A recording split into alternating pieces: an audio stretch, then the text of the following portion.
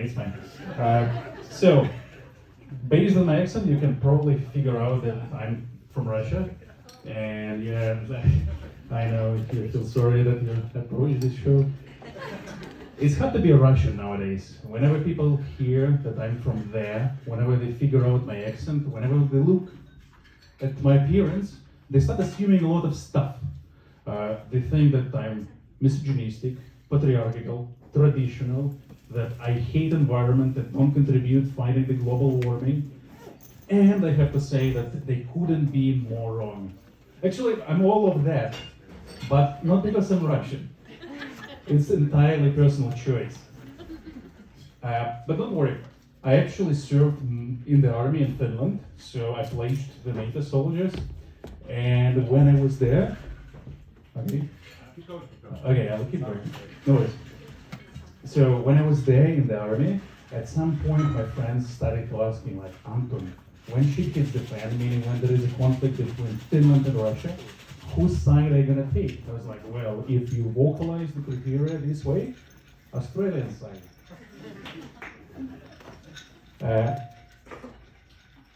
I come from a small town in the northern part of Russia, and it's actually very famous among certain groups of people because British music band called White Lines has made a movie clip over there called Farewell to the Fairground.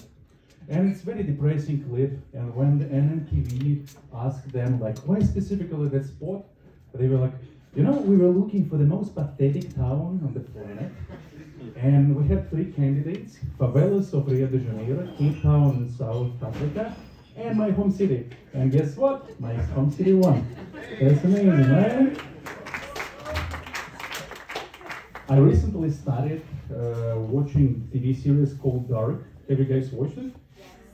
It's about a typical German town. Like, you have everything that you normally expect from a typical German town over there: a school, a church, a nuclear power plant that is being shut down. And all of a sudden, in a very peaceful community, really scary things start to happen. Like, police officers start getting bribes, people start burglaring each other, there is some allegedly aliens coming. Very scary. Like my colleagues are saying, as in a very good scary movie. Or like I say, as in my childhood. During one of my last performances, I actually made a joke about dementia, and it was actually pretty funny. But my father watched that performance and he said that, Anton, like, it's actually really bad to make jokes about mental diseases. This is the reason why I actually had to cut all of my material about people trading cryptocurrency. By the way, I know you guys are into crypto stuff here. By the way, how would you call an invisible man who became a father and then decided to change his gender? A transparent.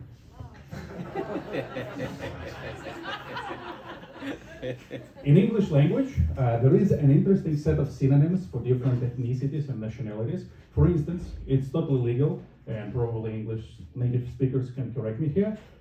It's not illegal to say that I'm Spanish or I'm a Spaniard. Or you could say I'm Polish or I'm a Pole. Or in my case, you could say I'm a Russian or I'm sorry.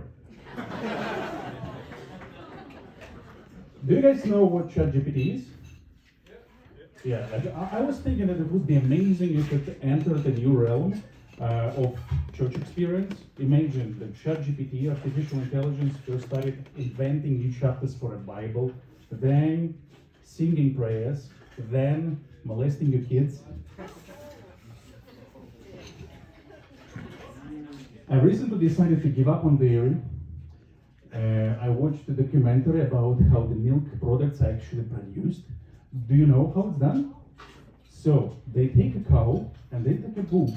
They force a cow to have sex practically with a bull, and then once the cow starts producing milk, they force an abortion. So practically every cow that produces milk is in this never-ending cycle of being pregnant and being aborted. Disgusting, right? But on the other hand, I was thinking, I'm a man of the 21st century and I should be okay with abortion.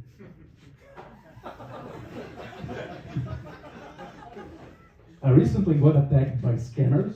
So they wrote me an email saying that they recorded a video of me masturbating. And I was like, oh my God, that's some scary shit. And then when I was reading further, they immediately lost my trust. They said, like, you were passionately doing it. I was like, nah, never. My grandfather used to teach me three things: how to plant potatoes, how to sell potatoes, and not to trust other people. So during one of the years, we actually planted so many potatoes that we had to sell most of it. So he brought me to the market and said, like, son, if you manage to sell them, 10% of revenue is yours. I was super motivated.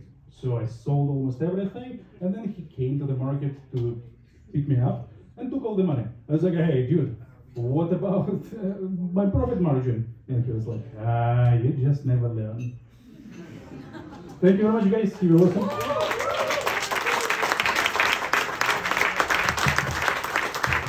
Thank you very much, Anton.